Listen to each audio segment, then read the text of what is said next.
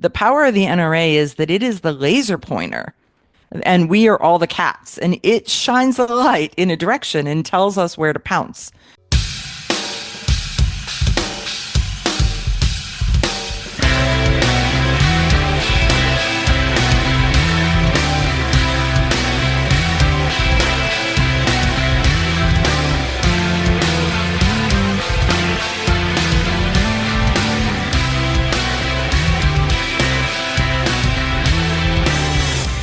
Welcome to episode 15. That is number 15 of the Frugal Firearms podcast, the podcast that's normally designed to help you get the most for your shooting dollar. But today is a completely different kind of show than you're used to, and really something that I think is important and you're going to get a lot out of. Or if you don't, you'll regret not getting a lot out of it. And here's the reason I say that.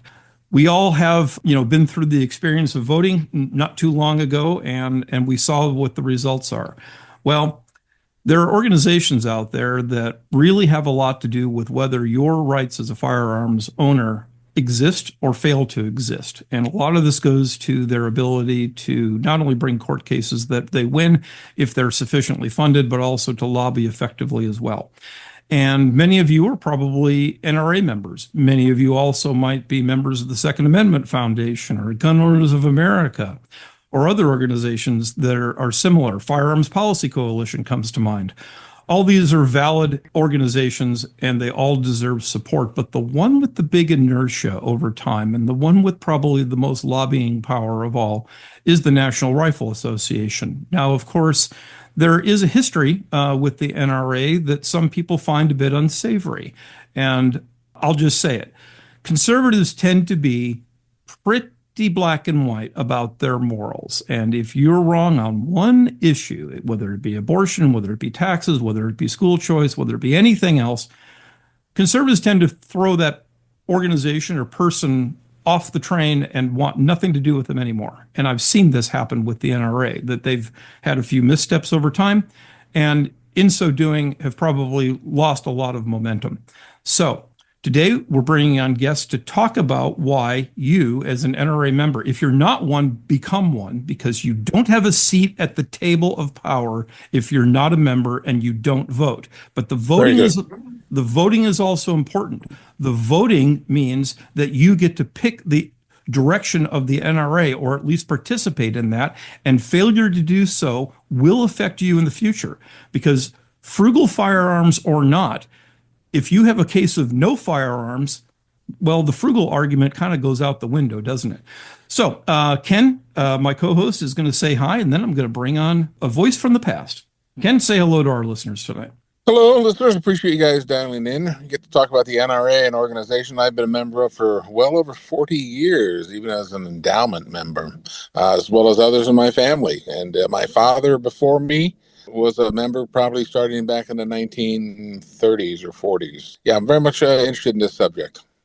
And now we're going to bring on almost kind of a co-host. He's like a guest and a co-host at the same time. Marcus Kahn from Modern Spartan Systems. You have heard Marcus in the past talk about his products. Particularly interesting to the firearms community is Accuracy Oil, Carbon Destroyer, and other products. You've heard me pontificate about TVT Green. I recently sent him a bunch of data that proves the efficacy of that product. Honestly, if you're serious about protection of anything that has friction in it, and you're not using Modern Spartan Systems products, well, you're using the wrong product. So, Marcus, why don't you take the floor and introduce our guest tonight? Well, Greg, I really appreciate that. And you said everything really properly and right about people need to get involved. And if you're an NRA person, and I get about kind of being black and white, I'm like that too. Like I watch people and see what they decide, what they do, and you got to give a little bit of leeway, but I'm a little more cut and dry.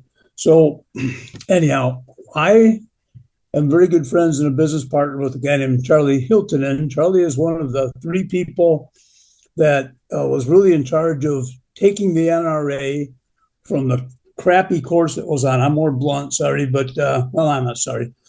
They were going on a really bad course and doing things that were not good. They were taking them off mission. And a lot of people were getting discouraged because they would hear things and maybe didn't have the full story. I kind of learned the full story from Charlie, and then he told me that they took it over. They had a kind of like a good guy coup, and the tentacles of the cabal, the guys that were really bringing the organization down, are getting routed out. They get routed out with votes, and so people got to get educated. When he explained everything to me in kind of those good guy, bad guy terms, like, okay, the NRA is critical to the Second Amendment. The Second Amendment is critical to protecting the First Amendment in our country. And if anybody's got eyes to see, this is not just about hunting and self-defense and those topics. It's about protecting our country from the internal and external forces that would love to bring us down. And they're in spades all over. Thank God for President Trump and his team that is rooting out the deep state and the corruption. And boy, we're finding a lot of it. But they, from the ground up, it's got to be organizations like the NRA that is a prominent organization and prominent voice for protecting that. So now they are back on track, but there are still guys in there need to get rooted out. And so there's another election that's going on now, and people that are members and are eligible to vote need to get off their duffs and get active, get educated, and vote. And what I learned too, which is very kind of surprising, is because we've been doing a bunch of these podcasts and shows to educate people, is that people that I think would know about it, they didn't. They're like, oh my gosh, we didn't know that. Thank you for letting us know. Now we're going to get involved. So this is kind of an education wake up call for people and to get into action and start educating other people, share this out.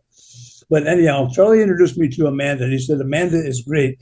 She is so cool. Her name is Suffecool. That is her last name. And she is a national syndicated radio host, a two-way person. She's an engineer, so she's like really smart.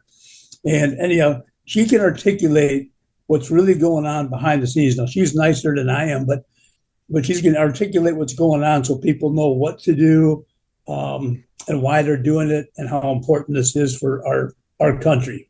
So, Amanda, tell everybody what they need to hear. Okay, well, thanks, Marcus, for that. Man, he makes me sound smart, anyhow. And so Craig, Ken, Marcus, thanks for having me on. I really, really appreciate it. So let's go into a little bit of the backstory of this. We all know that people have been watching the NRA, and they're not happy, and they've not been happy for a while. And so you saw people say, "Not one more dime till Wayne is gone." Not and those types of sentiments. Well, I too watched some of that happening, and so as I kind of moved and shifted careers, I wanted to be on the board of directors because I'm from a three-generation family of NRA members. And the NRA's existed for 154 years, and I didn't want it to go away on my watch. So, Craig, Ken, are you guys aware that New York was using lawfare against the NRA? Oh yeah, with Letitia James. Yeah, absolutely. So that is actually a big piece of it also, is that starting in about 2018, they came after the NRA. Letitia James ran for office saying that she was going to defund the NRA, was going to shut it down. Well, 501c3, a not-for-profit, one of the things that happens with those is that you don't just get to shut it down and take your assets and move someplace else. You can't, it's not like a business where you can pick it up and move it. 501c3s have to get either permission or they defund them completely, keep their assets and shut them down. And if they do, they have to donate their assets to like-minded organizations. So when you think about what the NRA is, it's a gun safety organization, a gun education organization, and then there's the NRA ILA, but the NRA itself, the heart of the NRA started with education, which means that every Town for Gun Safety, Moms Demand Action, Bloomberg's groups, those groups are all standing in line with their hands out, waiting for the NRA assets to be dropped in their hands. So the NRA was fighting, literally fighting for its very existence. And because of that, it stopped marketing, It didn't have any extra money. Services that it had provided in the past, it didn't provide because it didn't have staff. So the NRA really, really was having a hard time. And while it had a hard time, there are some of the no compromise groups that we all know, and they're none of the ones that you had mentioned earlier, Craig. The no compromise groups use that as a fundraising opportunity to kind of go after and chew on the NRA. So all of this together is a recipe for members falling apart, for people taking pot shots. The left has been taking pot shots at the NRA forever. And so now we ended up with even the right taking pot shots at it. So that's where we are right now. There's been a group of people who have diligently worked both inside the NRA and inside the NRA board to wrestle control back up to the NRA in a way of looking at it to say, let's make smart decisions, not stupid decisions. Let's look forward. Let's use technology. There's so many different things that we're trying to do. And we're standing on the precipice of that. And that is why this election is truly the most important election that the NRA has faced in I think the 154 years. Maybe there was a spot in the 1970s with the Neil Knox and the Knox contingent, but past that, this is it. And so there's a lot of stuff happening, but right now we're in the absolute middle of the election cycle. And if you are a voting member of the NRA, which there are 2.3 million of them, if you're a voting member of the NRA, well, last year of the 2.3 million, 77,000 voted. So we could talk about that as a problem, right? But I think in a lot of cases, people don't vote because they don't want to be an uninformed voter. They don't know any board members. And so we decided this time that we're going to run this election like it's an election, like a real election where people actually campaign and people have take a stand and say who they are and what their background is and put themselves out there. And we put together a website, and there's a slate card, and there's a group of people that are all like-minded. And so we're running it as a campaign because it's critically important. Well, let me ask you this then, Amanda. Mm-hmm. Let's say that you get a nominal increase in the number of people voting because of the awareness. Mm-hmm. But is it kind of a de facto thing like you have in Congress or something like that, where 98% of incumbents get returned, and if that happens, then we're back to where we were? And what would be the consequences of that kind of a result? Okay, good, very good question. There are some extremely well-known names and popular names, but there's a group called Elect a New NRA, and the website is electanewNRA.com. And that group has been running on a full slate, saying if you like me, then I'm asking you to trust me and like all my friends. And so we're seeing a lot of people who have never voted before vote. And if that's the case, and they're following the slates, and and you can only go by anecdotal evidence because you don't get to see sort of like regular elections. You really only get to see it when it kicks off and at the end. And you don't really get to see numbers until all the polls close and then numbers start to come in.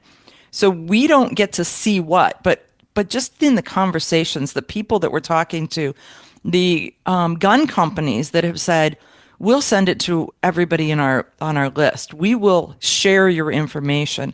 Marty Daniels from Daniels Defense did a several-minute video to say, look, this is why I'm back involved with the NRA. I believe in this group and I believe in what they're doing. As of right now, we have been working internally. And when I say this, understand the structure of the NRA board. And so people say that the NRA board is huge and we should have a much smaller board. And I'm going to say it, in my mind, that jury's still out on that. And the reason why is that if you've got a corporate board and it's for a large corporation, I mean, this is a $300 million company. Think about it that way. So if you've got a large corporation and maybe you've got 15 or 20 board members, but you've handpicked them by their skill sets and their capabilities and the things they bring. This is a popularity contest. So we get whoever we get, and we get, and not to, but you've seen the popular names. We've gotten football players. We've gotten actors. We've gotten, musicians. We've gotten congressmen. And, so you start to look at it. And so you've got people who are in the trenches working, and then you've got people who are popular. They know their name. Well, are you saying that those people are not, I mean, okay, all publicity is good to an extent, right? Are you saying that those people who may have notoriety in other fields are less qualified or less dedicated to the mission, and they're only doing it because it's another place to put their name and get some visibility? Or are you saying that it, these are really the wrong people anyway, no matter what flavor of life they came from before? No, it's more that those are people who have people to do things. They don't do things. Good point. Okay. Thank you. They have people for that. Yeah. So we need a working board. So there are 141 different things that the NRA is involved in. There are 41 different committees that the board needs to lead, steer, direct, guide, and work on. There are some of those people who have famous names that have never showed up to a board meeting. Yeah, it just looks like publicity, right? They're just out there doing that. So that's not really serving. That's not grassroots. We need to be grassroots, people that know what's going on and want to get involved, not just out there for flashing their name. Right. They may be good people and all that, but yeah, if they're not producing, you want producers. Do not disagree with you at all, Marcus. So really what we've been out there doing right now is to look for business owners. We're looking for people who are project managers. We're looking for people who have trainers and that type of a thing, so that you have a full understanding. They can help in the areas where the business is suffering, if that makes sense. So it does. You want financial guys if you're talking about the budget. Absolutely. You want marketing guys if you're talking about marketing and growth and change and shift. You do want politicians if you're talking about the ILA and legislative updates and those kind of things. So you want this mix. Yeah, you want technology people if you're going to be out there doing social media or needing the new computer systems or whatever it might be. I'm a technology guy, so I understand where you're going with this. Okay, so and that's really it. So we want all of those kind of things, but with an elected board, the board's bigger because of that. And so part of what you're trying to do is when I got on the board, I got on the board in 2023. And at that point, so I had just retired from my job. I came into the board fully intended to spend all my time, all my effort, and all my energy. And I made someone angry the very first day. And so they pulled me off all of my committees. And I went and I was like, what is this? Why am I not on any committee? Why am I not involved in anything? And they're like, well, some people come on the board and they're all fluff and no substance. Okay. So noted. And I'm like, okay, When did you punch them in the nose? I did not punch anyone in the nose, but I've never been called fluffy in my life. I have a manufacturing engineering degree. I've been a plant manager. I've been an operations manager. So I've run businesses. I've also been an NRA trainer for 20 years, and I'm a nationally syndicated radio host. So guess what? I probably know a little bit about the Second Amendment. So I was somewhat shocked. But what I found was that when they pull you off your committees, it really is, the goal is to shut you up and segregate you from the rest of the board. They don't want you talking to the rest of the board. So they won't bring you in, so you're not there for committee meetings.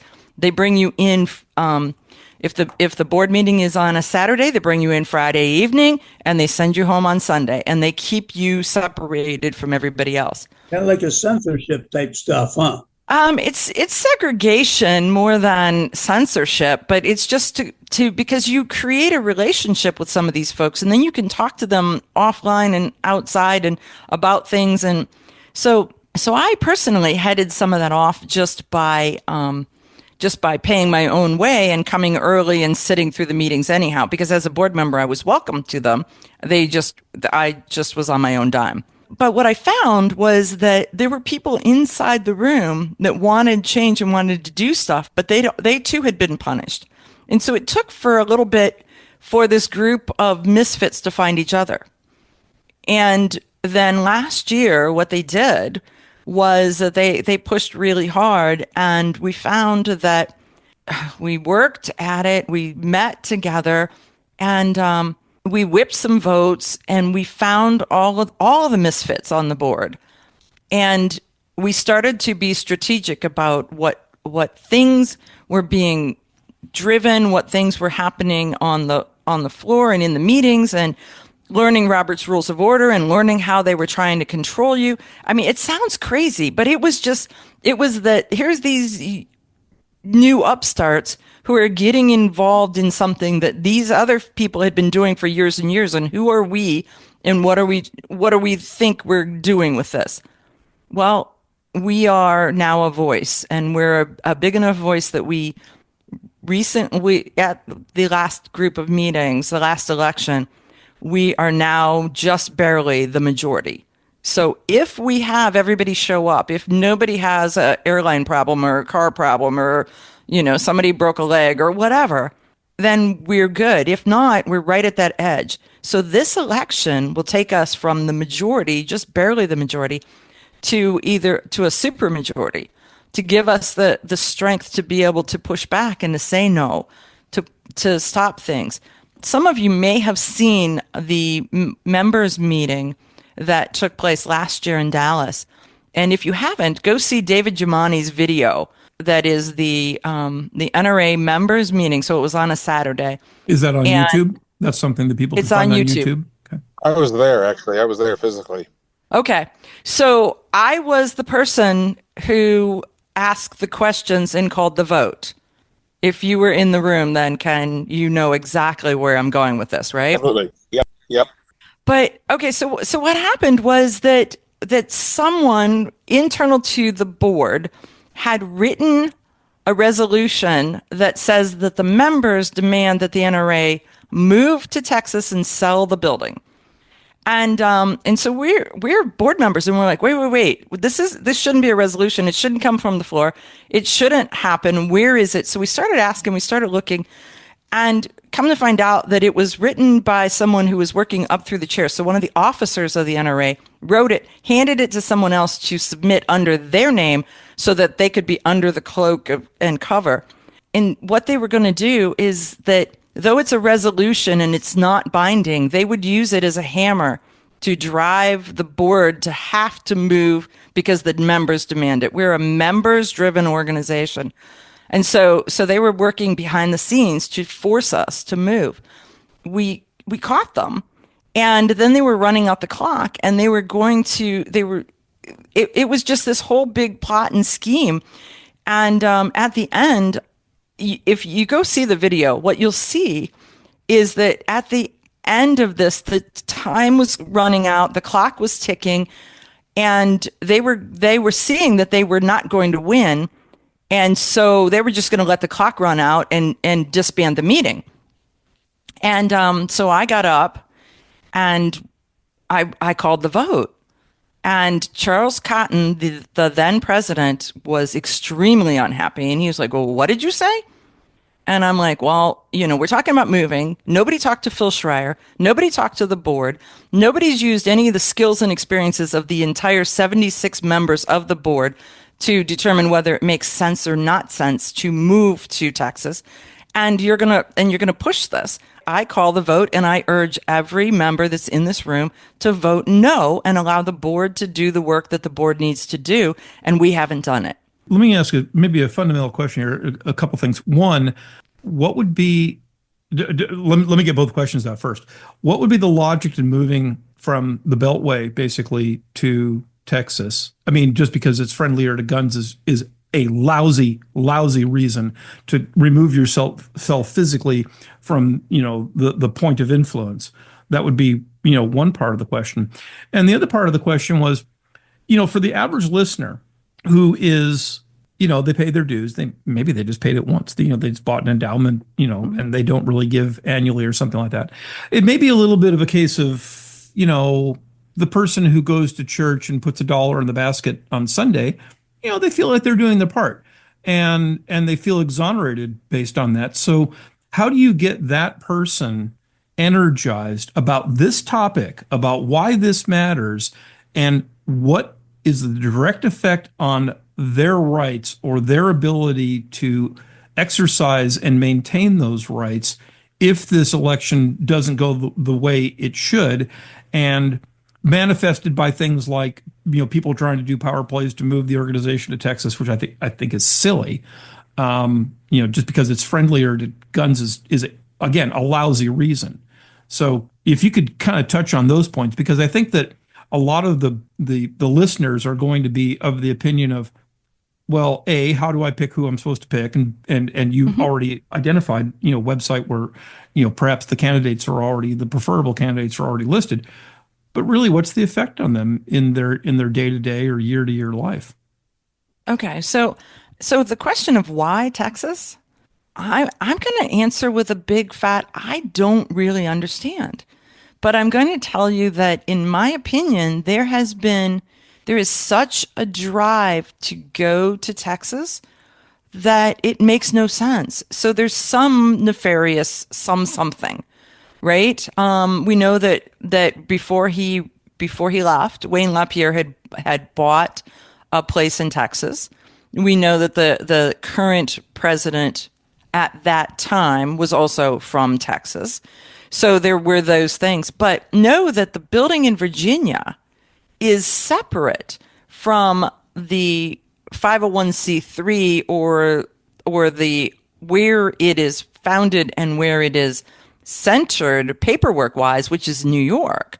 So the where the building is has no real determination. So Texas makes no sense. And it made no financial sense. And so they were saying, well, the condition of the building is such that we have to sell it and get out. And so one of the points I made was that okay, if the building is in that condition, it's because we allowed it to be. That would be like me taking an axe to my car and then telling my husband, "Oh, well, we need a new one because this one's in bad That's how you condition." got the new vehicle you got. Exactly. Yes. Hey, well, you guys are doing dirty things. There's reasons, right? They have, when you do stuff in the dark, that means you're doing stuff you don't want people to find out about. That means you're being greedy, selfish, bad, evil, whatever it is. So, yeah, what they did speaks on itself. It doesn't really make a lot of sense. And so it doesn't make financial sense. It just doesn't make logical sense.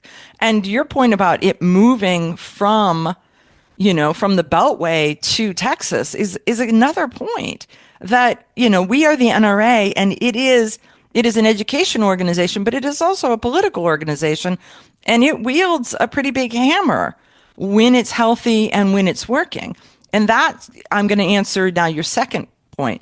So we want members to be able to say that they are members of the NRA because members that are members that are vested, members that are invested, what they do is that they will say, I am the NRA.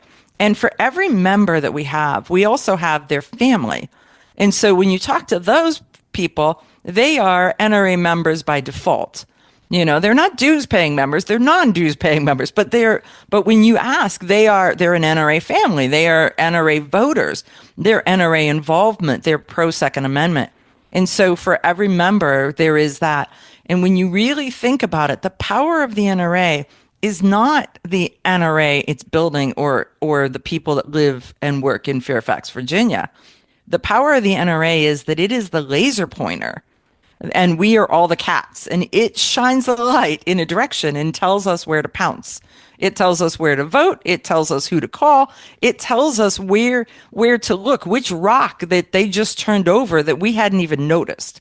That is the power of the NRA, and that they can invoke 6 million cats when they point their laser pointer somewhere.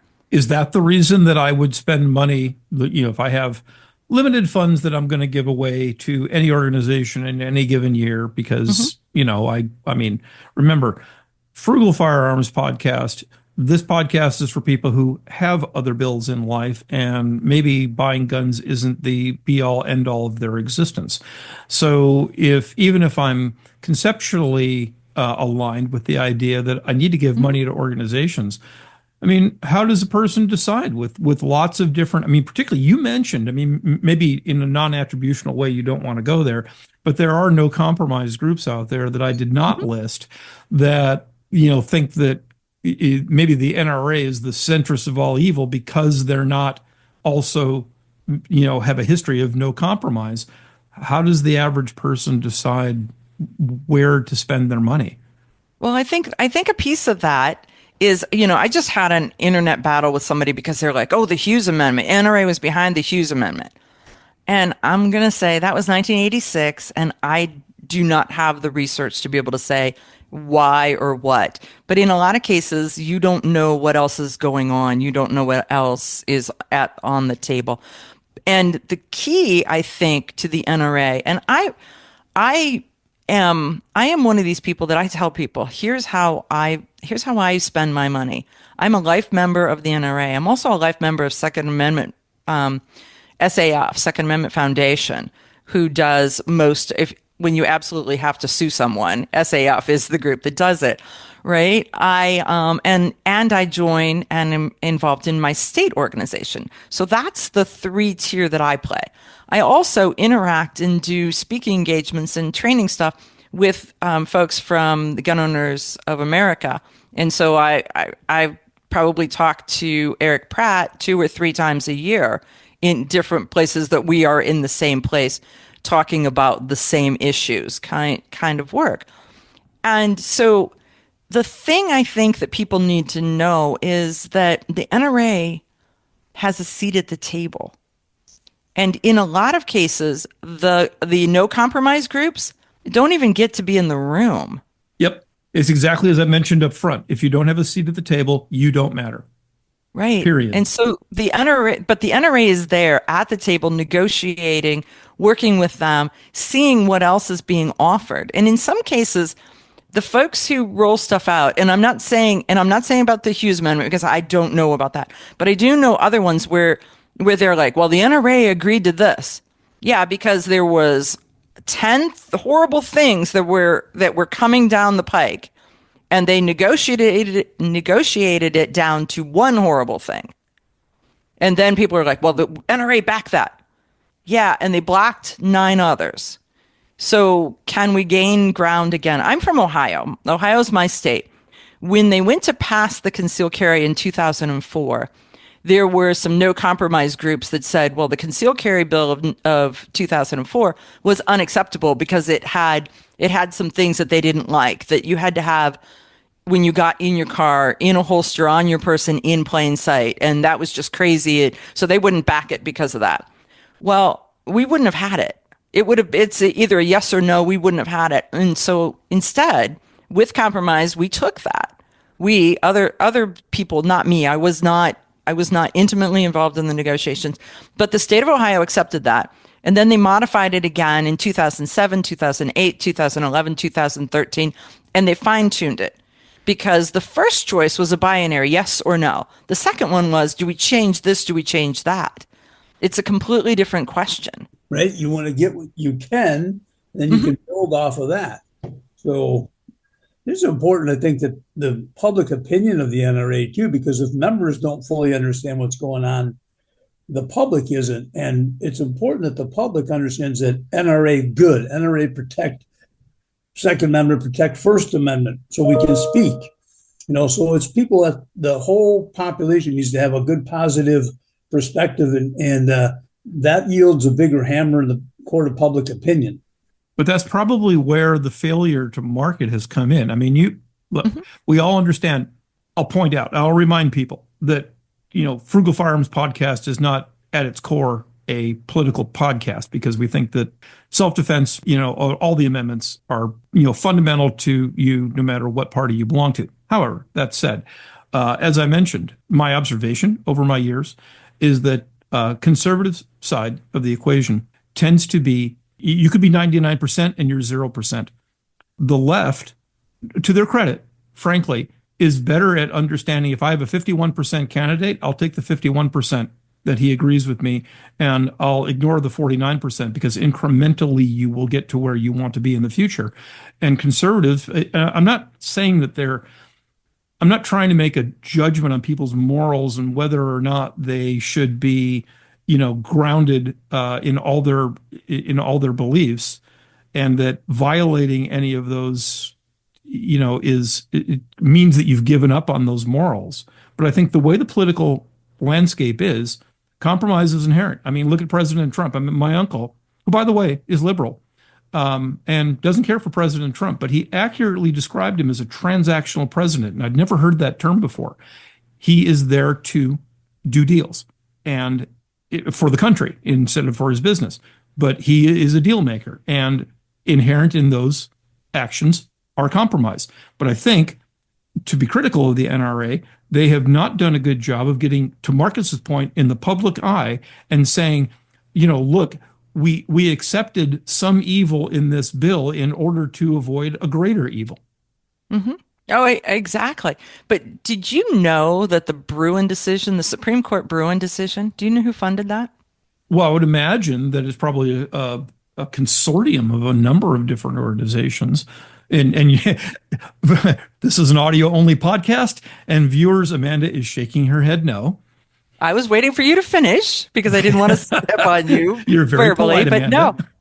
The NRA funded it in its entirety, but they were in the middle of this lawsuit with Letitia James, and they never publicized any of that.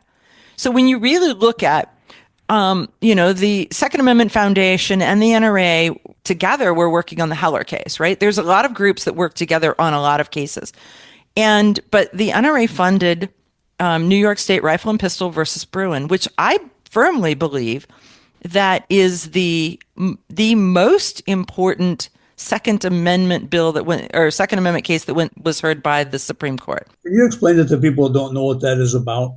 Okay, yeah, I will. So let's go backwards. I mean, the first real gun bill, I mean, that anybody really thinks about is Heller. And Heller was what came out of the Supreme Court in 2008. And it was about a guy who was a security guard in DC that used a gun to provide security for the elected officials. And someone came by his house and shot through the front of his house. And he has a shotgun style house. And they shot through the front of his house and out the back of his house. And Dick Heller was not allowed to take his gun home to protect his wife, to protect his home, to protect himself and his property. He was not. That was where that was. It took 13 years to get through the courts. And then the Heller decision came out. Then there was the McDonald case. And so McDonald took it from DC to all the states because Otis McDonald brought it to Chicago and Illinois and said that, having a gun, it's the start of self-defense as a human right, and you have that ability. Then this case, the Bruen case, says that these gun laws that are being sprinkled all over the United States are unconstitutional if they were not in place in history, text, or tradition in 1791. And so it has given us the ability that frankly, you're going to see in your lifetime the peel back of the NFA for 1934. You're going to see the peel back of the ATF from 1968. You're going to see the Hughes Amendment and machine guns and machine gun ownership. You're going to see all of that stuff shift. There's multiple cases right now. Michael Cargill and the case with, bump stocks and reset triggers and short-barreled rifles and all of this type of stuff that's coming through the courts. That is all happening because of the Bruen decision. There are 1,600 court cases that have worked their way through the courts and been heard and decided on that cited Bruen as part of their explanation, as part of their defense. And that is from June of 2022 to about 2 months ago. So the beginning of 2025. 1,600 cases. That's how important the Bruin case is. But nobody knows that the NRA funded it, put it together, and made it happen. I'm kind of embarrassed that actually I didn't know that it was mostly their funding or all their funding. It's because we didn't tell you. It's not your fault you didn't know. It's it's our fault you didn't know. I found out something today too. Did you know? And this I didn't know. And I have been talking guns since 2010. I do 2 hours of gun talk every week. I did not know that the person who put the 10-year sunset in the Clinton gun ban from 1994 was an NRA employee. I'd forgotten all about that. I actually had a gun not show up because of that ban. It was already on the import. It would made it as far as New Orleans and then never got to me. Never got there. And got turned around and sent back. I mean, we all lived with the pre-ban, post-ban things, but the fact that it sunset and rolled out says that we're winning we're winning in gun laws and those type of things. We started peeling back in 2004 when that sunset. No, I was just gonna say, and so we're winning, and it feels like we're not sometimes because all we're focused on is the bad stuff. But when you look at how many states have constitutional carry, you look at how many states are involved in things to where they really are defining that self-defense is a human right. It makes the other states look bad, but it identifies that they are the anomaly. See, we're both engineers, Amanda, so you and I maybe think along the same lines because that was a perfect segue into what I almost interrupted you on, which was this, that, I mean, we're in California, Ken and I live in the San Diego area.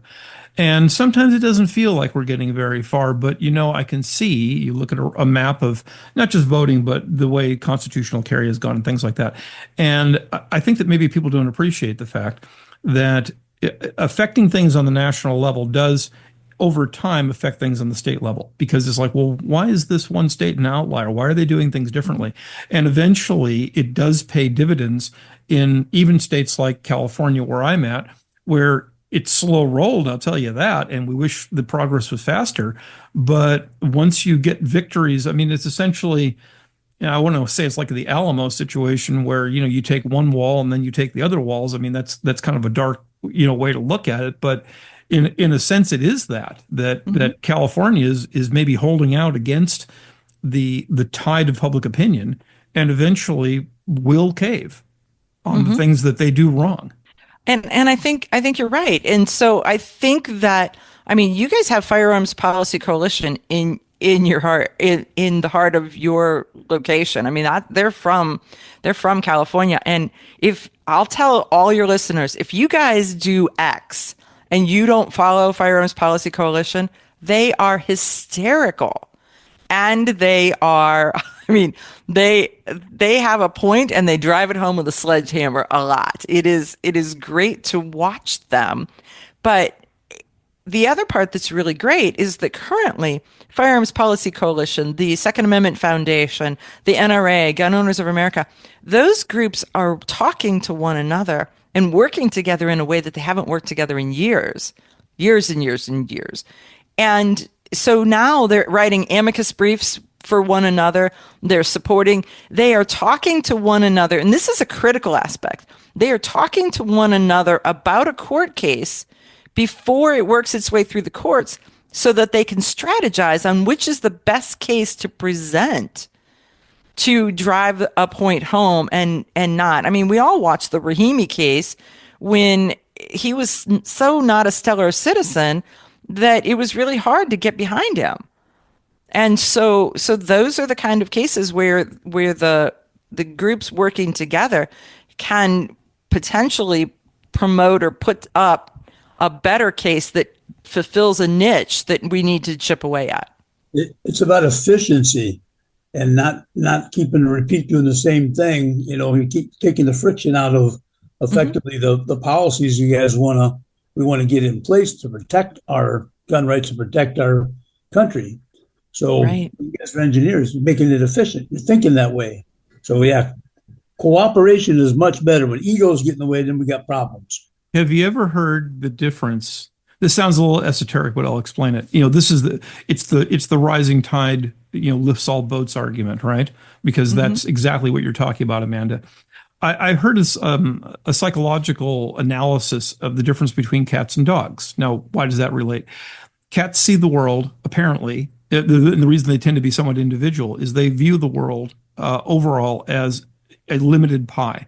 The pie is not going to get bigger. Therefore, I have to protect my own piece of pie. Dogs see the world as an unlimited asset, and therefore bigger packs means survival because the pie gets bigger, the opportunity space grows. So I think that this is maybe slightly analogous to that, where now the heretofore competing organizations that were begging for your money are now seeing that everyone is helped as long as they work together. And perhaps from the business side of things, perhaps their funding lines are better as well. Yeah, and and I'm not familiar enough to be able to say yes or no, but I think that that's a very logical thing, and I think here's one of the analogies that I look at is to the outside world, the Second Amendment is a singular block of people. They are, they're all Second Amendment people. And instead, I look at the Second Amendment groups as the Olympic rings. Somebody's the white ring, somebody else is the yellow ring, somebody else is the blue ring. And so they all touch in some manner. But in some cases, whatever's happening over here in this white ring, nobody over in the green ring has ever interacted with them or knew them or knows of them or anything. And so you can be a Second Amendment person in your ring, but when the outside world looks at you, they're looking at the whole logo. And so Hmm. part of what we need to be doing is making sure that the different colors work together, that they cross over and they talk to one another and they're welcoming and they're involved. And so that's a piece of it. I mean, I spend a lot of time with a lot of I say that I'm like Switzerland. I talk to a lot of the groups and I speak at their events and different things for that reason. I'm out and about and I'm talking to people and I'm doing things, and especially now where we're trying to get people to vote for this elected new NRA, and people are like, well, why do I vote for this person? Why don't I vote for that person? And I've heard this other person's name, and it's like, well, in some cases you've heard their name, they are famous for something, but they're not necessarily the people that we need right now. Well, the important thing on your coalition that you've got that website for, you make it easy for people. We've vetted everybody. This is how we stand as a group. And so it's hard to evaluate that many people, but you've got made it really easy. If you vote this group in as a group, you're going to win. Well, what does winning look? What do I get as an NRA member who didn't know about this website before? What do I get for voting your way? So it's really the you get a stronger NRA. You get an NRA that is going to go back to some of the services that they had. You get an NRA that's expanding their training and education. You get an NRA that it matters what the NRA endorsement is for the politicians. You get a strong and healthy NRA that is the first line of defense in the Second Amendment stuff. That's what you get. And that's what we need is a strong and healthy NRA. So that being the case, going back to your five rings analogy, just trying to understand it myself and help the listeners understand it. Let's say, would one ring be hunters and one ring be the tactical guys and one ring be just the self-defense, mom with something that she carries in her purse. And because sometimes there's been, I've seen this myself, antagonism over the years over, well, I'm a duck hunter and I don't think anyone should have, a big magazine because you don't need that, and therefore it creates schisms within the organization. Is that what you meant by these Yeah, different factions? it could Because be that. drawing these people together, I mean, a lot of these people, I hate to say it, are older and hard to manipulate in their opinions. Well, and I don't want to manipulate their opinions. I want to have an opportunity to speak to them. And what I found was that, it started with where I was looking at podcasters and bloggers and writers and that type of a thing. And when you start to look at them, there's a group that travels in this circle, and then there's a group that travels in this circle. And, I will bet that you and most of your listeners have never heard of my show, right? So it is an opportunity for my ring to step over and touch yours, right? I mean, in that kind of a thing. Because I have a friend who the only thing he listens to is firearms podcasts. The only thing. And he'll be like, "Oh, well, I heard this on this show." I was like, "I've never met that person. I don't know that person." It doesn't mean that they're not doing something. They're just not in my circle, if you will. And so expanding our horizons and expanding our circles, I just want to plant that seed that people understand that there are other people in the circle, that the outside world looks at us like we're all together. And we're like, we don't even know those people. We don't know what they're fighting for. We don't know what they stand for. So the duck hunters versus the tactical guys. How about all of the women's gun groups, right? How many of those have you interacted with?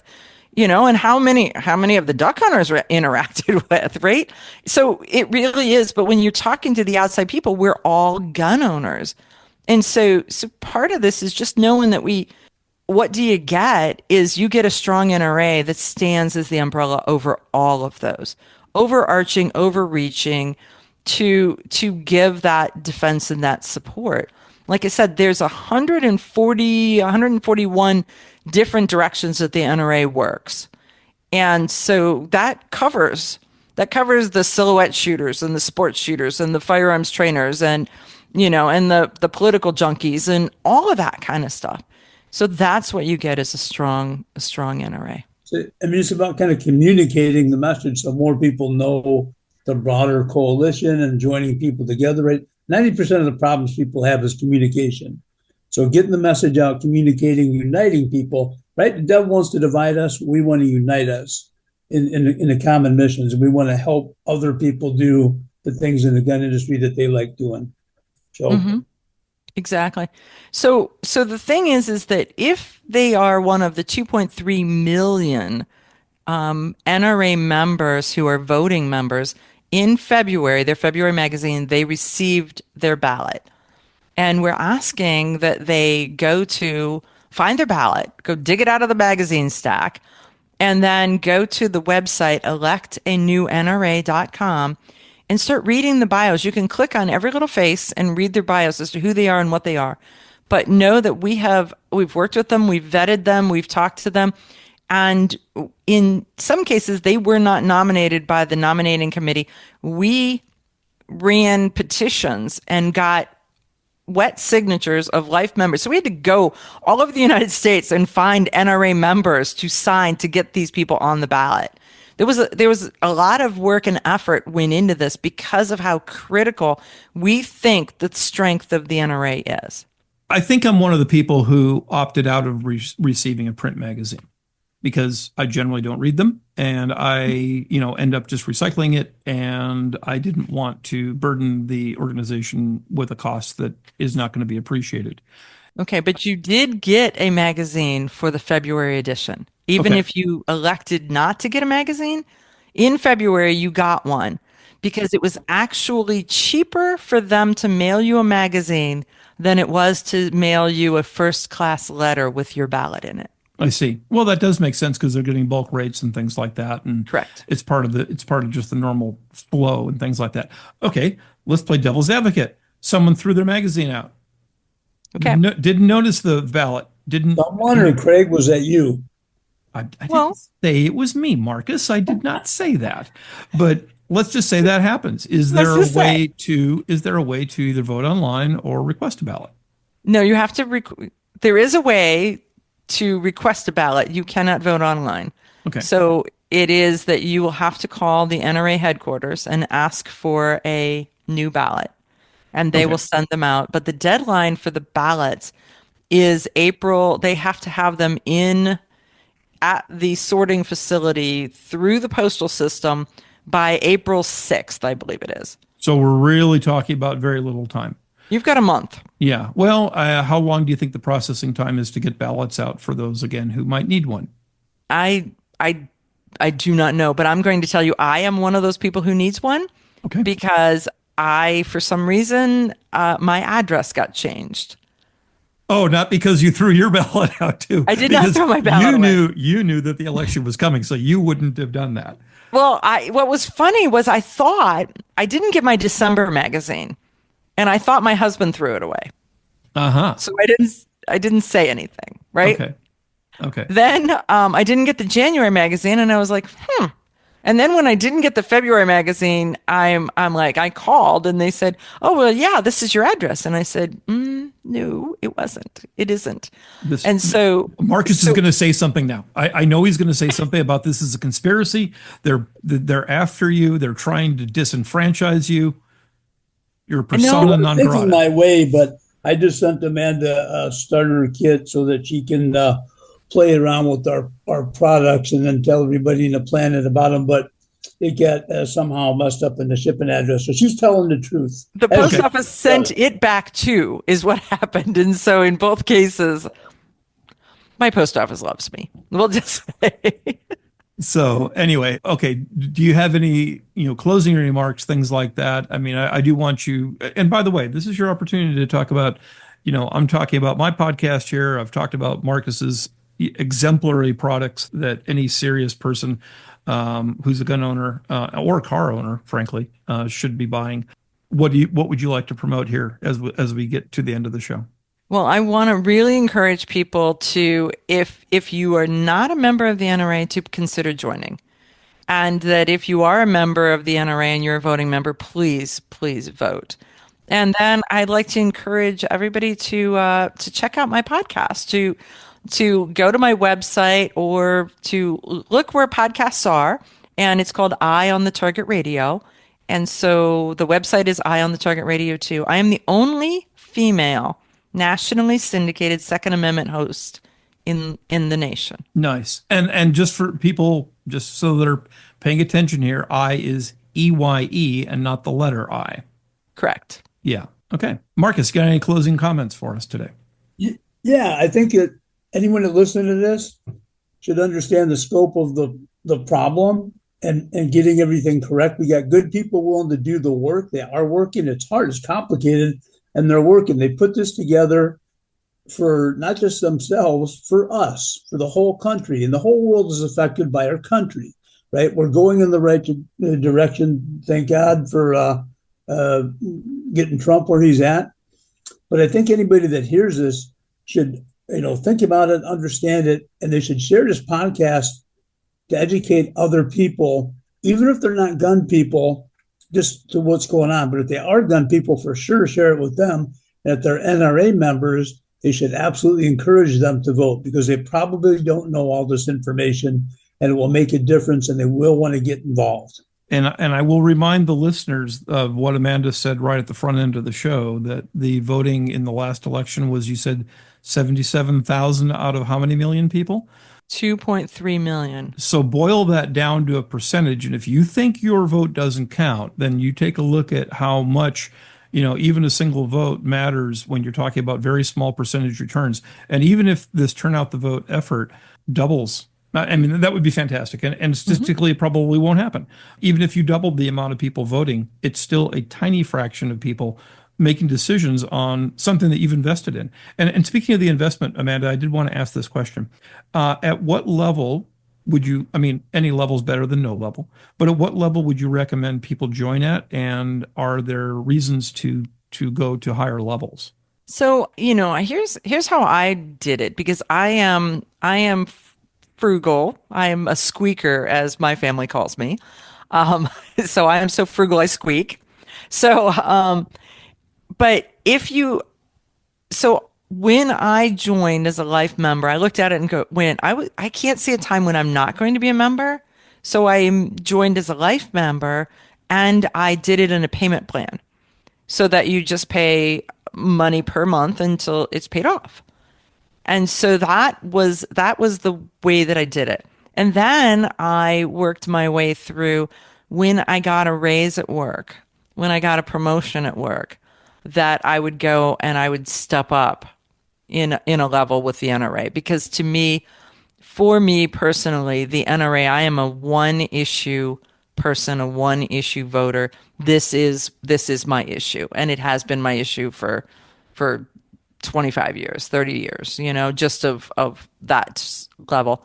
And so I would just creep up on it because, at the same time you've got a house and kids and a dog and a car and all of that kind of stuff. And so it just, there are places and there are things where you see people say, well, I'll buy a $350 ticket for this, or I'll buy a something for that. And I was like, I'm not.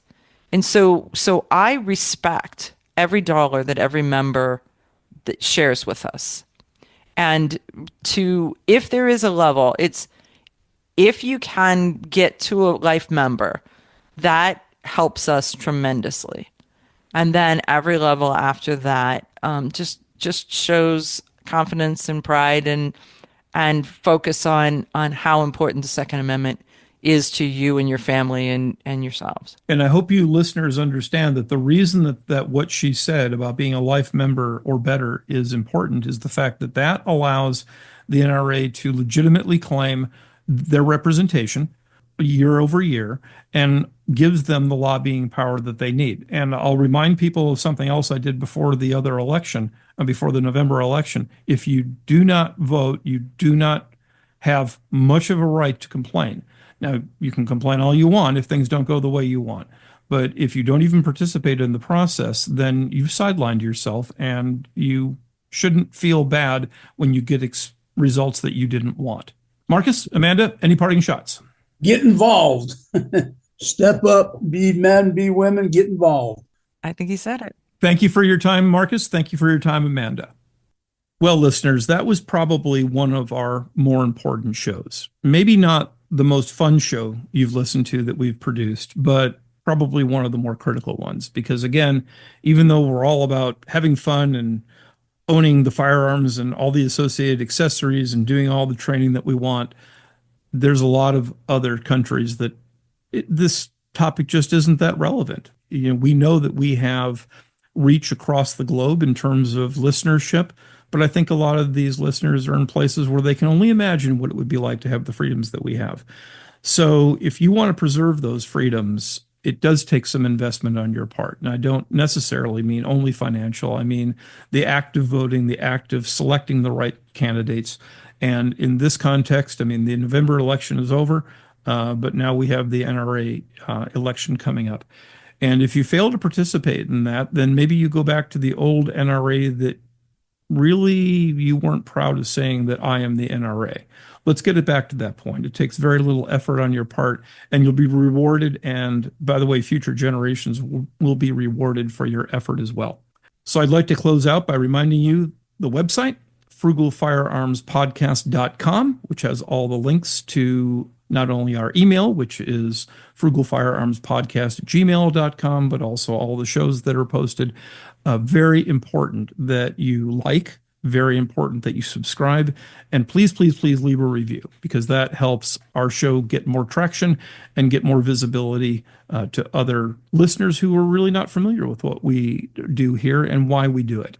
Looking forward to our next guest, which is planned to be CCW Safe. The president of CCW Safe should be joining us to talk about another really critical topic. And if you haven't given thought to carry insurance, I'm putting quotes around the word insurance because there's different ways that carry coverage, shall we say, is comprised, then this is another very big hole that you need to fill, because without that, you operate at significant risk every time you carry a gun in public.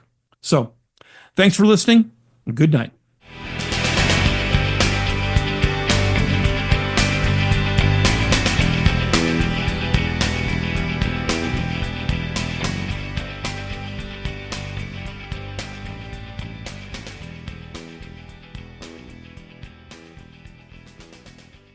Stand by. Dog squeaking a toy. Could you? I don't know if do you guys hear that in the background? I have a dog squeaking a toy in the background. No. Okay, that's good. That means Zoom audio processing is doing its job. Okay, I'll cut that out. That part goes away too.